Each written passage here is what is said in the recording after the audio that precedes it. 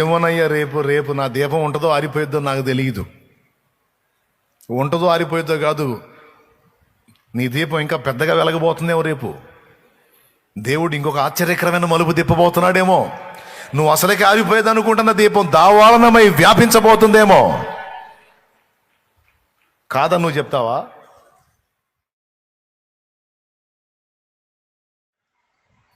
మారా చేదైన అనుభవాల్లో నీ లైఫ్ ప్రయాణం చేసి ఉండొచ్చు ఇప్పటి వరకు. అయితే ఆయన తానే నీకు ఇస్తున్న మాట ఏమిటంటే, నీవు నన్ను విశ్వసించగలవా? నీవు నన్ను నమ్మగలవా? నా మీద ఆధారపడగలవా? ఎవరన్నా ఇస్తారండి ఈ భరోసా? ఎవరైనా ఆ మాట ఇవ్వగలరా? నీవు నన్ను నమ్మగలవా? నా మీద నమ్మకం ఉంచగలవా? నేను చూసుకుంటాను అన్నీ అని ఎవరన్నా అంటారా? ఒకవేళ అలా ఎవరైనా అన్నా, కొన్ని పరిస్థితుల ప్రభావం వల్ల, ప్రతికూలతల వల్ల వాళ్ళు ఇచ్చిన మాట తప్పే అవకాశం ఉంటుంది. కానీ మన సృష్టికర్త, జీవము గల దేవుడైన యేసయ్య నీకు ఒకసారి మాటిస్తే జీవితాంతం ఇక దాన్ని తప్పిపోడు ఆయన. నువ్వు ఆయనకి ఇచ్చిన మాట తప్పుతావేమో, నువ్వు ఆయనకి చేసిన నిబంధనలు, వాగ్దానాలు నువ్వు తప్పిపోతావేమో. కానీ నీకు ఆయన చేసినటువంటి వాగ్దానం, నీకు ఆయన చేసిన నిబంధన, నీకు ఆయన చేసినటువంటి ప్రామిస్ ఆయన తప్పిపోడు. తప్పకుండా దాన్ని నెరవేర్చి తీరుతాడు ఆయన. దేవునికి స్తోత్రం కలుగును గాక. నువ్వు విడుస్తావేమో, నిన్ను విడవడు. నువ్వు మర్చిపోతావేమో, నిన్ను మర్చిపోడు. నిబంధన నువ్వు మేరతావేమో, ఆయన మేరడు. మాట ఇచ్చి నువ్వు తప్పుతావేమో, ఆయన తప్పడు. నీకు ఇచ్చిన మాట, ఇచ్చిన దాన్ని అక్షరాల నెరవేర్చి చూపిస్తాడు ఆయన. ఎందుకంటే కొన్ని సంవత్సరాలుగా నేను ప్రాక్టికల్గా నా లైఫ్లో అనుభవించి మాట్లాడుతున్నా. నేను అనుభవం లేకుండా మాట్లాడట్లా, ఏదో 4 మాటలు చదివి వచ్చి చెప్పట్లా, ఏదో 4 ముక్కలు చదివి ఆ రిఫరెన్స్లు ఏదో పేపర్ మీద రాసుకొని అక్కడ పెట్టుకొని అవి చదువుతా ఇది చెబుతా ఉండే సెక్షన్ కాదు మంది. అనుభవం. నేను అనుభవిస్తున్నాను, యేసును అనుభవిస్తున్నాను. యేసులో ఉన్న ఆ మాధుర్యాన్ని, ఆ ఆనందాన్ని నేను అనుభవిస్తున్నాను. ఆ అనుభవాన్ని నేను ఈరోజు మీతో పంచుకుంటున్నాను.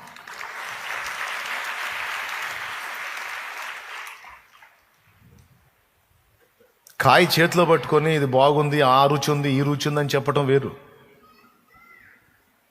కాయ చేతిలో పట్టుకొని అంత టేస్ట్ ఉంది, తీయగా ఉంది, పుల్లగా ఉంది, ఉప్పగా ఉంది, సప్పగా ఉందని చెబితే అది కరెక్ట్ కాదు కదా. కాయ తిని ఇదిగో ఇది ఈ రుచిలో ఉంది, ఇది చేదుగా ఉంది, లేకపోతే తీయగా ఉంది, లేకపోతే పుల్లగా ఉంది అని తిని అనుభవించి చెబితే అది నిజం. అందుకే నేను రుచి చూసి యెహోవాని, ఆయన ఉత్తముడు అని సాక్ష్యం ఇస్తున్నాను.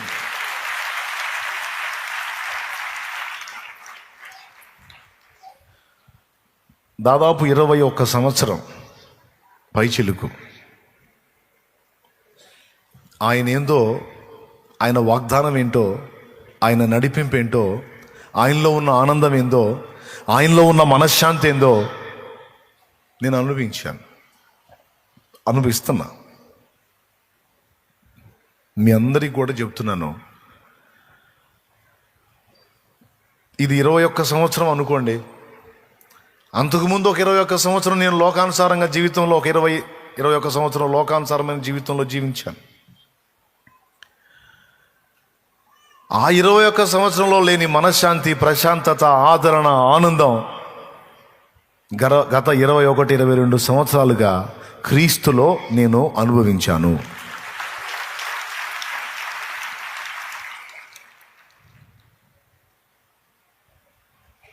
విశ్రాంతి అంటే ఏందండి? విశ్రాంతి అంటే ఏంటో చెప్పండి. విశ్రాంతి అంటే ఏంటి? ఎవరో ఒక మొక్క అనండి, మీకు తెలిసింది ఏదో. విశ్రాంతి అంటే ఏంటి? లేకపోతే శాంతి అంటే ఏంది? సరే, కష్టపడ్డోడు రెస్ట్ తీసుకోవడాన్ని విశ్రాంతి అనుకోండి. సో దాని పక్కన పెట్టి శాంతి అంటే ఏంది?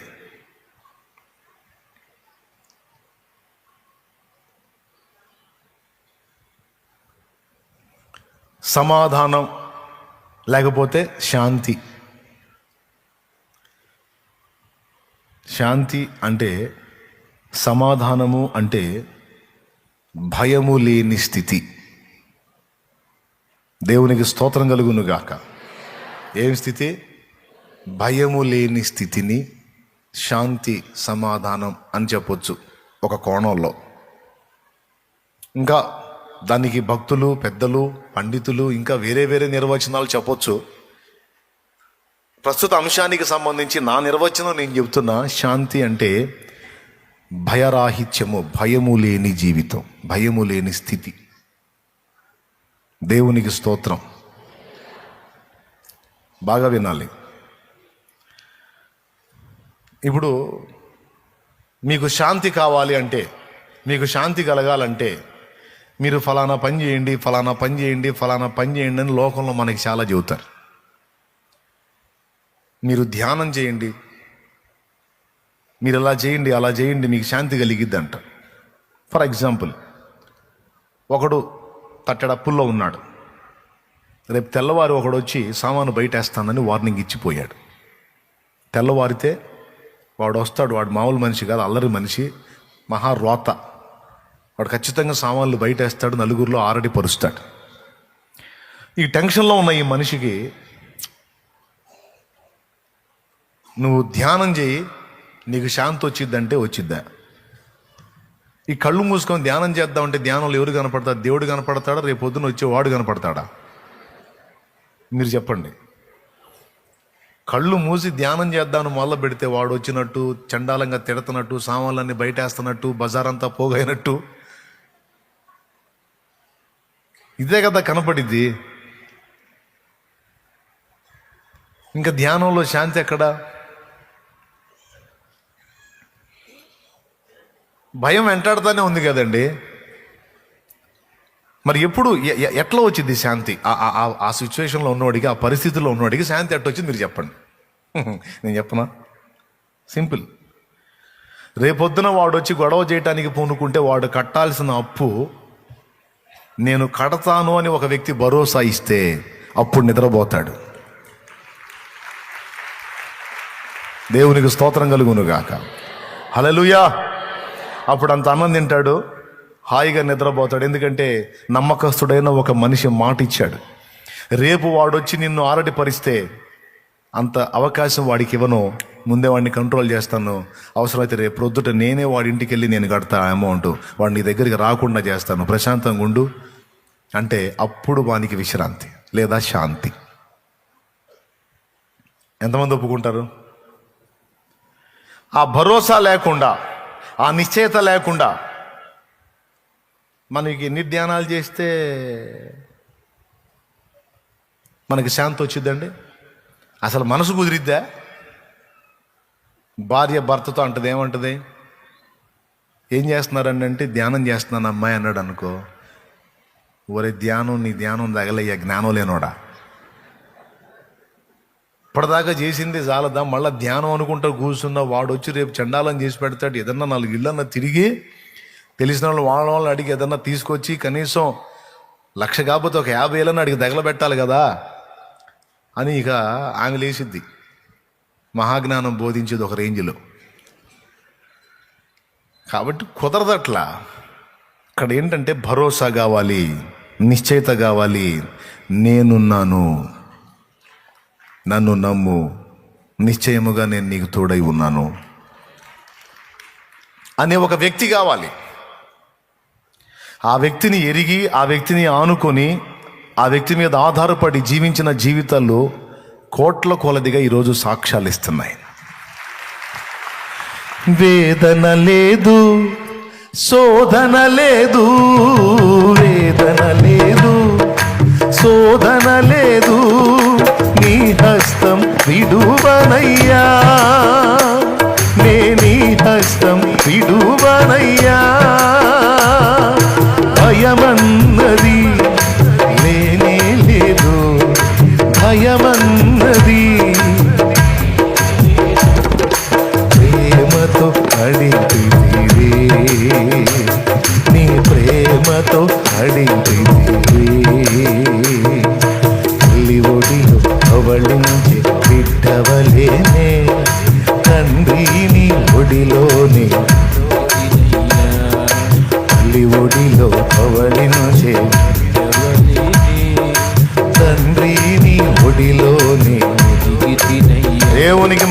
దేవునికి మహిమ. యేసయ్య మన పక్షాన నిలబడితే ఇక భయం లేదు.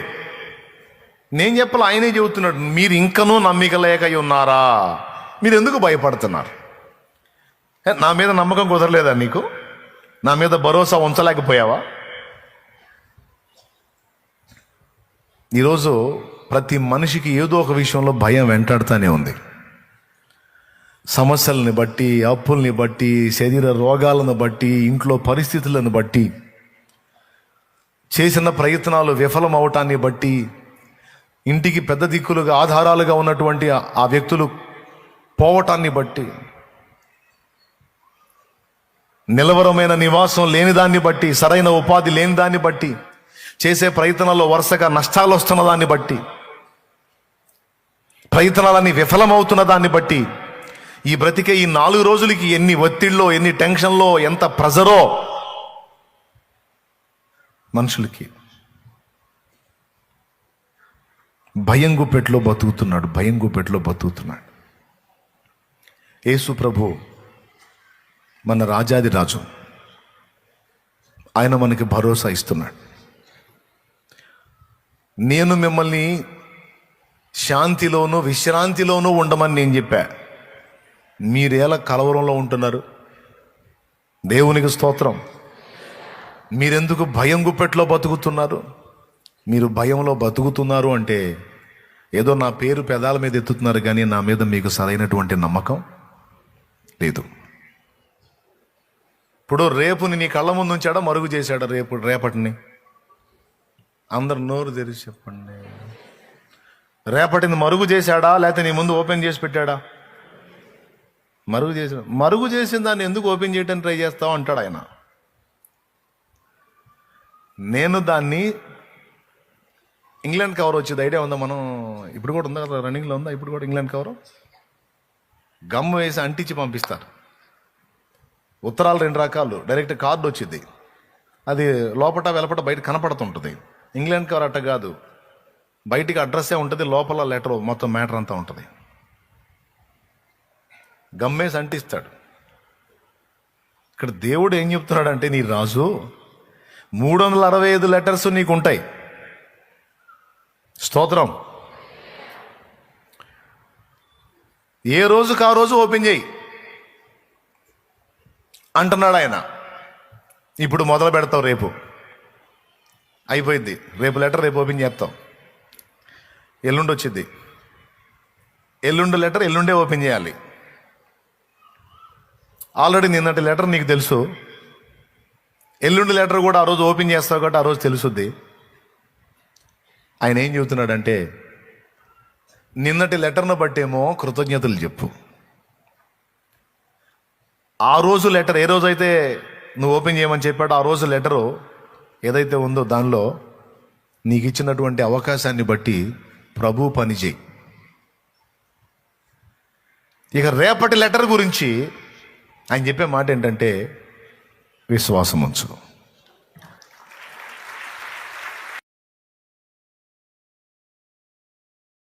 ఎంతమందికి అర్థమైంది? మీకు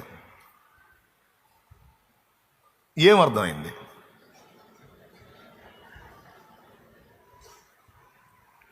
అదే 3 ఉత్తరాలు, 365 ఉత్తరాలు, రాజు ఉత్తరాలు ఈ రోజుదే ఓపెన్ చేయి, రేపుదే వద్దన్నాడు. అంతవరకు మాకు ఇంకంతే మాకు. నీకు దండం పెడతా, మళ్ళీసారి జ్యోతైనండి. దేవునికి స్తోత్రం. గడిచిపోయిన సంవత్సరాలు, చాలా సంవత్సరాలు గడిచిపోయినాయి. అందులో రోజులు అయిపోయినాయి. గడిచిపోయినటువంటి రోజుల్ని గుర్తు చేసుకుంటూ, గడిచిపోయినటువంటి అనుభవాల్ని, వైఫల్యాలని, లేకపోతే విజయాలను తలంచుకొని వాటిని బట్టి ఏడుస్తానో నవ్వుతానో ఉండవాకు. చాలామంది గతంలో బతుకుతూ ఉంటారు. ఈ రోజును వదిలిపెట్టి అసలు అప్పుడు లక్కు అప్పుడు మిస్ అయింది, లేకపోతే అసలు మామూలుగా ఉండేది కాదు, అసలు ఎకరం నాకు 1,00,000కి ఇస్తానన్నాడు. బతిలాడితే నేను అసలు వద్దురా స్వామి అన్నాను. నేను ఇప్పుడు అదే మరి 20 కోట్లు, అదే 20 కోట్లు వాళ్ళు లచ్చకిస్తానని ఎమ్మటపడ్డాడు. ఏం చేద్దాం, మనం దరిద్రం పైన బ్రేక్ డ్యాన్స్ వేస్తుంది, ఏం చేద్దాం. ఇట్లాంటి మాటలు మాట్లాడుకుంటా అప్పట్లో ఆఫర్ వచ్చింది, అప్పట్లో ఆ పరిస్థితి వచ్చింది, అప్పట్లో అది వచ్చింది, అట్లయింది ఇట్లయింది, ఏం చేద్దాం, అప్పుడు జస్ట్ మిస్ నాయన ఈ సుత్తి అంతా చెప్పుకుంటూ తిరుగుతుంటాడు. ఇదే సుత్తి. ఇదేంటంటే నిన్నలలో లేదా గతంలో బతకటం. ఆయన ఏం మాట్లాడుతాడంటే అందులో మంచి జరిగిందో చెడు జరిగిందో కొంతమంది ఇందాక నేను చెప్పిన టైపులో ఫీల్ అయితే, మరి కొంతమంది లేదు, ఏం చేద్దాం, అప్పుడు అలా అయిపోయింది, అప్పుడు ఆ స్టెప్ తీసుకోకుండా ఉండాల్సింది, అప్పుడు అలా చేయకుండా ఉండాల్సింది, నా కర్మగాల పని చేశాను, ఈ దరిద్రం ఇట్లా అయిపోయింది. ఏం చేద్దాం, ఆ దరిద్రుడిని అప్పుడు చేసుకోకుండా ఉండాల్సింది. నా కర్మగాలి ఏం చేద్దాం, చేసుకున్నాను, ఆ దరిద్రం ఎట్లా అయిపోయింది, నా బతుకంతా శాపం అయిపోయింది ఆ దరిద్రుడి వల్ల, ముదనష్టపోడు వల్ల. పోయాడా ముదనష్టపోడు, పోయి చానాళ్ళు అయింది. వాడు పోయినా సరే సంవత్సరాలు వాడిని ఎంటేసుకొని లాగుతానే ఉంటారు కొంతమంది. ముదనష్టపోడు ఉన్నా, ముదనష్టపోడు పోయినా, అలా కొంతమంది లేడీస్ని, జెంట్స్, ఈ దరిద్రపు దాన్ని చేసుకోపోయినా వాడి నా కర్మగాలు చేసుకున్నా, నా బతికిట్టు అయిపోయిందని. భాగస్వాముల విషయంలో కొంతమంది ఏడుపులు, వీళ్ళు కూడా నిన్నల్లోనే బతుకుతారు. ఏం చేద్దాం, అట్లా అయిపోయింది, అప్పుడు అరే యేసు ప్రభు అప్పుడు వ్యవహారంలో బతకమని చెప్పట్లా నిన్ను. నిన్న మొన్న అప్పట్లో అనుకుంటా బతికేరా బాబు అని చెప్పలా, వదిలేయ్. అందులో మంచి జరిగిందా, చెడ్డ జరిగిందా, మేలు జరిగిందా, కీడు జరిగిందా, విజయం వచ్చిందా, వైఫల్యం వచ్చిందా, ఒక్కటైతే జరిగింది. జయమైన అపజయమైన అన్నింటిలో నుంచి నిన్ను దాటించుకొచ్చి నేటిలో నిన్ను నిలబెట్టాడు ఆయన. బతికున్నావు నువ్వు ఇంకా అసలు ఎప్పుడో అవుట్, లెక్క ప్రకారం ఎప్పుడో అవుట్, కానీ బతికిపోయావు. నీతో పాటు ఉన్నవాళ్ళు పోయారు, నువ్వు నిలబడి ఉన్నావు, ఇంకా సజీవుడిగా ఉన్నావు, సజీవురాలిగా ఉన్నావు. అంటే ఆ పరిస్థితులన్నిటిని దాటించుకొని అందులో విజయాలు కానీ, వైఫల్యాలు కానీ, మేలులు కానీ, కీడులు కానీ దాటించుకుంటా వచ్చాడు కదా, నేటిలోకి ఈ రోజుకు తీసుకొచ్చాడు కదా. కాబట్టి గతాన్ని బట్టి నీవు నేను మనం చేయాల్సింది ఏంటంటే కృతజ్ఞతాస్తుతులు చెల్లించాలి. హల్లెలూయా, హల్లెలూయా. ఏం చేయాలి?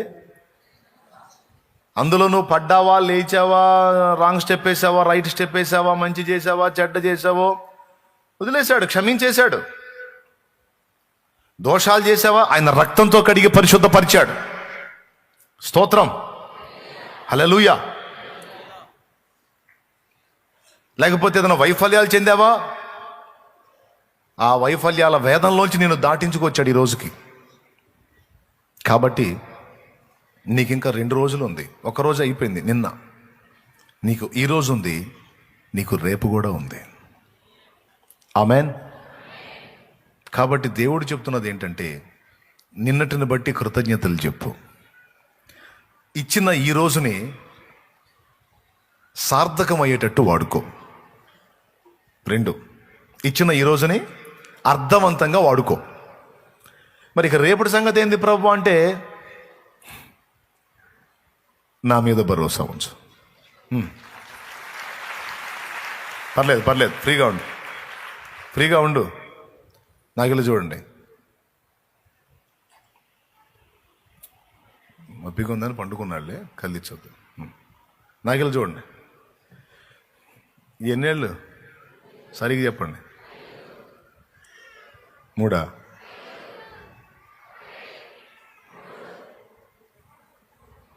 లైన్లోనే ఉన్నారు. నేను చెప్పేది ఇంపార్టెంట్, అందుకని మళ్ళీ వేరే రూట్కి వెళ్తారని పరీక్ష చేసుకున్నాను. అందరు లైన్లోనే ఉన్నారు, చాలా వందనాలు. ఏం చెప్తా ఆగాను?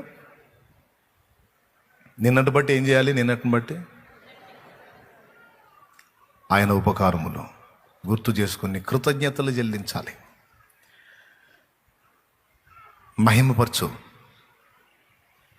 ఎన్నో గండాలు దాటించుకుంటూ వచ్చావయ్యా, నేను చెబుతున్నాను, గడిచిన సంవత్సరం అంటే ఇప్పుడు ఈ సంవత్సరంలో నా పల్స్ రేట్ ఒకరోజు 50కి పడిపోయింది. 50కి దారుణం. బెడ్ మీద ఉన్నా, పండుకొని ఉన్నా, నా భార్య వచ్చి నా ముందు నిలబడితే గుర్తుపెట్టలేమని నేను. ఎందుకంటే 3 భాగాలు నా ప్రాణం పోయి ఉంది, ఒక్క భాగమే ఊగిసలాడుతూ ఉంది. నిజం, మీరు నమ్మండి, ఏమని అనుకోండి, అయిపోయింది. ఏం జరిగింది? ఏం లేదు. ఆహారం, ఫుడ్ పాయిజన్ అయింది అంతే. అపస్మారక స్థితికి వెళ్ళిపోయాను. బీపీ డౌన్ అయిపోయింది, పల్స్ రేట్ పడిపోయింది 50. కొద్దిగా దేవుడు ఆమెను పంపకపోతే నా రోజు శివరాత్రి అయిపోయేది. ఆశ్చర్యం. ఆ కండిషన్లో ఉన్నప్పుడు ఆమె నన్ను దృష్టించేటట్టు దేవుడు ఆమెను ప్రేరేపించాడు, నన్ను గమనించేటట్టు. రాత్రి వేళ 12 దాటిన తర్వాత ఆమెకి ఎందుకు ప్రేరణ వచ్చిందో ఏమో, లేచి నన్ను అబ్జర్వ్ చేసింది. నేను ఆ కండిషన్లో ఉన్నా. మీరు నమ్ముతారా? ఎవరు చేశారు ఆ పని? నిజంగా ఆ ఘడియలో ఆయన నా పక్షంగా కార్యం చేయకపోతే ఈ రోజు నాకు లేదు. ఇలాంటి నీకెన్ని, ఎంతమంది ఒప్పుకుంటారు? అన్న నీకే కాదు, నేను కూడా. అవునా? డౌట్ లేదుగా. Thank you. మరి బతికున్నాగా, పోలేదుగా, అవకాశం ఇచ్చాడు.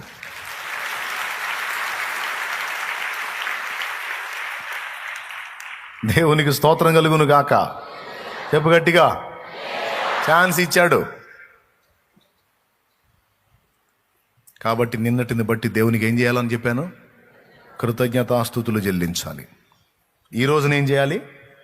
అర్థవంతంగా వాడాలి, సార్థకమయ్యేటట్టు ఖర్చు చేయాలి. దేవుడు నీకు ఇచ్చే ఏ రోజుకు ఆ రోజు ఇక్కడ సంపాదించడమే కాదు, ప్రతి రోజులో కొంత అక్కడ సంపాదించినట్లు జాగ్రత్త పడాలి. అది తెలివైన పని. రోజును సరిగా సార్థకం చేయటం, అర్థవంతంగా ఖర్చు చేయటం అంటే ఏ రోజుకు ఆ రోజు వెళ్ళి పని చేస్తే పైసలు వస్తాయి. 8 గంటలు పని చేస్తే 600, 700, 800, 1000 రూపాయలు. కొంతమంది ఒక రోజు టైం వెచ్చిస్తే 5000, 3000, 4000 సంపాదించే వాళ్ళు కూడా ఉన్నారు. ఇంకా పెద్ద మొత్తాల్లో సంపాదించే 10,000. ఒక డే ఖర్చు పెడితే 50,000 సంపాదించే యోధులు కూడా ఉన్నారు. కాదని నేను అనను. ఒక డేని నువ్వు ఖర్చు పెట్టేటప్పుడు కొంచెం జాగ్రత్త. ఇక్కడ ఆర్జించుకోవటం లేదా ఇక్కడ బ్రతకడానికి నువ్వు సంపాదించడం, నీ కుటుంబాన్ని బతికించడానికి సంపాదించడం తప్ప నేను అనట్లా. కష్టపడాల్సిందే, కాదని నేను అనట్లా. కానీ ఉన్నది 24 గంటలే. ఆ 24 గంటలు ఇక్కడి దానికి మాత్రమే నువ్వు దృష్టి పెట్టకుండా, ఇక్కడ నువ్వు ఉండగానే, నీకు దేవుడి నియమించిన రోజులు ఉండగానే, ఏ రోజుకు ఆ రోజు కొంత అక్కడ కూడా పరలోకమందు మీ కొరకు ధనము కలుగునట్లు కొంచెం అటు కూడా మనసు పెట్టమని చెప్తున్నా. అప్పుడే నీ 24 గంటలు, ఏ రోజుకు ఆ రోజు 24 గంటలకు న్యాయం జరిగిద్ది. కొంతైనా అక్కడ లిస్టులో పడాలా. అది నేను మైండ్లో పెట్టుకొని ఒక రోజులో 24 గంటల్లో 8 గంటలు నేను వర్క్కి వెళ్ళి, ఆ తర్వాత పొద్దున్న ఎట్లా కవర్ చేస్తాను తెలుసా? నేను వర్క్కి వెళ్ళబోయే టయానికి ఎవరన్నా దొరికితే వాళ్ళకి దేవుని సువార్త ప్రకటిస్తా. కుదరలేదా సువార్త చెప్పడానికి, ఒక ఆత్మ రక్షించడానికి, లేదా ఒక ఆత్మకి ఏసైనా పరిచయం చేయడానికి కుదరలేదా, సాయంత్రం పూట దాన్ని చేస్తా. వర్క్కి వెళ్ళొచ్చిన తర్వాత స్నానం చేసి చక్కగా మందిరానికి వెళ్ళిపోతా. మరి ఇంట్లో కూర్చొని ఆ పని ఈ పని, ఆ పనికి మళ్ళీ మాటలు మాట్లాడుకోవటం కంటే చక్కగా స్నానం చేసి ఫ్రెష్ అయ్యి దేవుని మందిరానికి వెళ్ళి కాసేపు ప్రార్థనలో గడిపి, పరిశుద్ధుల కొరకు విజ్ఞాపన చేసి, ఆత్మల కొరకు ప్రార్థన చేసి, ఏదైనా ఛాన్స్ ఉంటే ఒకడికి సువార్త అందిస్తే, ఏదైనా ఛాన్స్ ఉంటే ఒక వ్యక్తికి దేవుని ప్రేమను పంచే విధంగా ఏదైనా సేవ చేస్తే అక్కడ లిస్టులో పడిద్ది కదా. ఎంతమందికి అర్థమవుతుంది? ఎక్కడ లిస్టులో పడిద్ది? కృంగిన ఒక వ్యక్తిని ధైర్యపరిచి, గుండె చెదిరిన ఒక వ్యక్తిని ఆదరించి, ఇబ్బంది కొలిమిలో ఉన్న ఒక వ్యక్తికి చేయదగ్గ చేయూతనిచ్చి, నశించిపోతున్న ఒక ఆత్మకు సువార్తను అందించి, అనేక మంది కొరకు మోకాళ్ళుని ప్రార్థన చేసి అక్కడ ధనము సంపాదించవచ్చు. ఎక్కడ ధనం తమ్ముడో? అక్కడ. అంతా ఇక్కడే మైండ్ పెట్టి ఇక్కడే కొప్పేసావు అనుకో, రేపక్కడ అది మిగిలింది, ఇంకేం మిగలదాడ. నేను చెబుతున్న ఒట్టి మాట కాదు. రేపు ఆ సన్నివేశం వచ్చినప్పుడు మీకు సిగ్గు కలిగిద్ది. పాపం అన్నం మొత్తుకుంటానే ఉన్నాడు. కానీ ఏం చేద్దాం, పాపం ఆయన చెప్పిన ప్రతిసారి వీళ్ళు ఇంతే చెబుతారులే, వీళ్ళు ఇంతేలే అనుకుంటా తిరిగా అని రేపు నువ్వు అల్లాడిపోతావు. రేపు అక్కడ అంటే అగ్నిగుండంలో పడతావని చెప్పట్లా, ఒక మంచి హోదాను పోగొట్టుకుంటావు, మంచి బహుమానాన్ని పోగొట్టుకుంటావు. అందుకే చెబుతున్నాను, నీ ఫ్యామిలీ కోసం నువ్వు కష్టపడు, అదే సమయంలో ప్రభు చిత్తం నెరవేర్చడానికి నీ పొరుగువారి కోసం కూడా కష్టపడు. సగం ఈ ఫ్యామిలీకి, సగం ఇతరులకి కేటాయించు. నువ్వు రాసుకో, గుర్తు రాసుకో. ఇక నుంచి నేను నా డేని డిజైన్ చేసుకోవాలి, నా రోజుని ఇలా అర్థవంతంగా నేను ఖర్చు చేసుకోవాలని రాసుకో. గడిచిపోయిన నిన్నటిని బట్టి కృతజ్ఞతాస్తుతులు చెల్లించు. దేవుడు నీకు ఇచ్చిన ఈ రోజుని దేవుని కొరకు, దేవుని చిత్తం నెరవేర్పు కొరకు కూడా వాడటానికి ప్రయత్నించు. మరి ఇక రేపటి సంగతి ఏందంటావా? రేపటి సంగతిని గూర్చి నిన్న నేడు తోడై ఉన్నవాడి మీద భరోసా ఉంచు. ఏమోనయ్యా, రేపు నా దీపం ఉంటుందో ఆరిపోయిద్దో నాకు తెలియదు. ఉంటుందో ఆరిపోయిద్దో కాదు, నీ దీపం ఇంకా పెద్దగా వెలగబోతుందేమో. రేపు దేవుడు ఇంకొక ఆశ్చర్యకరమైన మలుపు తిప్పబోతున్నాడేమో. నువ్వు అసలుకి ఆరిపోయేది అనుకుంటున్న దీపం దావాలనమై వ్యాపించబోతుందేమో. కాదని నువ్వు చెప్తావా? 2 కళ్ళు పోయినాయి, అయిపోయింది నా లైఫ్ అనుకున్నాడు ఒక ఆయన. కానీ అతనికి ఒక మెరుపు లాంటి ఆలోచన పుట్టించి ప్రపంచవ్యాప్తంగా కళ్ళు లేని వాళ్ళందరికీ ఆయనే కళ్ళు అయిపోయేటట్టు చేశాడు దేవుడు. లూయిస్ బ్రెయిలీ, నా 2 కళ్ళు పోయినాయి, అంధుణ్ణి అయిపోయాను, నా బ్రతుకు గుడ్డి బతుకు అయిపోయింది, నా జీవితానికి అర్థమైందనుకున్నాడు. కానీ దేవుడు ఆయనకు ఆశ్చర్యకరమైన ఆలోచనను ఇచ్చాడు. కంటి చూపుతో చదవలేకపోతే స్పర్శ జ్ఞానంతో చదవచ్చు కదా అని స్పర్శ జ్ఞానంతో చదివేటువంటి లిపిని కనుగొన్నాడు. ఇప్పుడు చూడండి, కళ్ళు లేని వాళ్ళు మనకంటే బాగా చదువుతారు, వాళ్ళు మనకంటే మంచిగా ఉద్యోగాలు చేస్తున్నారు. ఎట్లా సాధ్యం? బ్రెయిలీ లిపి. కానీ 2 కళ్ళు పోయి అంధత్వం వచ్చినప్పుడు బ్రెయిలీ అనుకున్నాడు, ఇంతటితో అయిపోయింది నా లైఫ్ అని. అయిపోయింది, ఇక నా జీవితం అంధకారమయం అయిపోయింది, ఇక చస్తే పోయిద్ది అనుకోలా. దేవుడు తలుచుకుంటే ఈ ఓటమిని కూడా విజయంగా మార్చగలడు, ఈ నష్టాన్ని కూడా లాభంగా మార్చగలడు. అసలు నాకు ఈ చిరుప్రాయంలో నాకు ఎందుకు ఇలాంటి పరిస్థితి వచ్చింది? అసలు నా వెనక సృష్టికర్త, నా జీవితం వెనక సృష్టికర్తకున్న ఉద్దేశం ఏంటి? తిరిగి ఏం జరిగిందో మీకు తెలుసు. ఆరిపోయిందా ఆ దీపం? అనేక మందికి దీపమైందా? పెద్దగా చెప్పండి. కళ్ళున్నోడు కనిపెట్టాడు దాన్ని? నో, ఆ శ్రమలో ఉన్నోడు దాని అవసరం తిరిగి తను కనిపెట్టాడు.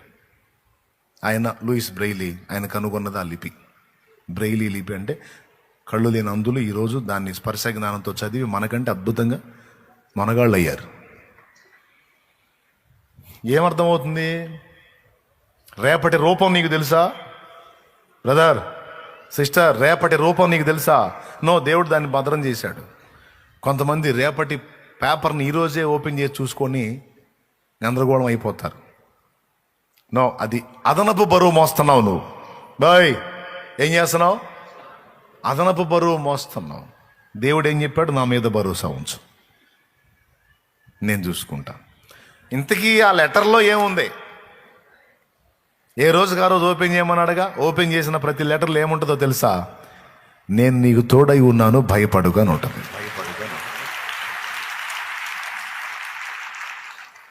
దేవునికి స్తోత్రం.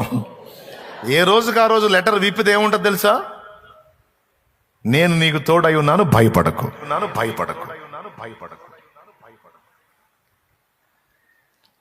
నిన్నటి రోజు నువ్వు నిన్నట్లో ఉండి లెటర్ ఓపెన్ చేస్తే అదే ఉంటుంది. ఈ రోజులోకి వచ్చావు, లెటర్ ఓపెన్ చేస్తే ఈరోజు కూడా అదే చెబుతాడు, భయపడకు నేను నీకు తోడై ఉన్నా. రేపట్లోకి వెళ్ళిన తర్వాత రేపు లెటరు ఓపెన్ చేస్తే రేపు కూడా అదే ఉంటుంది. ఏముంటుంది తెలుసా? భయపడకు నేను నీకు తోడై ఉన్నాను, నేను నీకు తోడై ఉన్నాను. నమ్మకం ఉంచు, విశ్వాసం ఉంచు, విశ్వాసం ఉంచు. ఇప్పటిదాకా రకరకాల వాటిని నమ్మి తిరిగావుగా, మనుషుల్ని నమ్మావు, రకరకాల వాటి చుట్టూ తిరిగావు, వాళ్ళు చెప్పిన మాటలు వీళ్ళు చెప్పిన మాటలు పాప నానా బాధలు పడ్డావు, డబ్బులు వదిలించుకున్నావు, ఒంటికి చాకిరి, ఇల్లు ఒళ్ళు మొత్తం గొల్ల అయిపోయింది. ఇన్నాళ్ళకి నా దగ్గరికి వచ్చావు. ఇప్పుడు చెప్తున్నాను, వచ్చినావు, ఎటు కూడా వచ్చావు, మంచి పని చేశావు. ఇకనైనా నా మీద విశ్వాసం ఉంచు, ఇకనైనా నన్ను నమ్ము, ఇకనైనా నా మీద ఆనుకో, ఇకనైనా ఇప్పుడైనా నీ జీవితాన్ని నా చేతికి అప్పచెప్పు. నీ మార అనుభవాన్ని, నీ చేదైన అనుభవాల్ని నీకు ఇప్పుడు రాబోయే లోకంలో కూడా మధురమైన అనుభవాలుగా ఉండేటట్టు నేను రెడీ చేసే బాధ్యత నాది అని భరోసా ఇస్తున్నాడు ఆయన. మీరెట్టన్నా సావండి, నాకెందుకంటల్లా. కర్మలు చేసావా? అట్లయితే కర్మల ఫలం అనుభవింపక తప్పదు, సావు అంటల్లా. స్తోత్రం. ఇవుడు చేసిన కర్మ వాడు అనుభవించక అంటలా. నీ కర్మలన్నీ మోయడానికే నేను సిలువెక్కానంటున్నాడు ఆయన. నీ కర్మలు నేను మోయటానికే సిలువనెక్కింది నేను, గనక నా మీద విశ్వాసం ఉంచు, నమ్మిక మాత్రం ఉంచు, భయపడకు అంటున్నాడు. చాలదండి ఒక మాట. ఆ మాట ఈ 21 సంవత్సరంగా నన్ను నడిపిస్తూ వచ్చింది. భయపడకు, భయపడకు.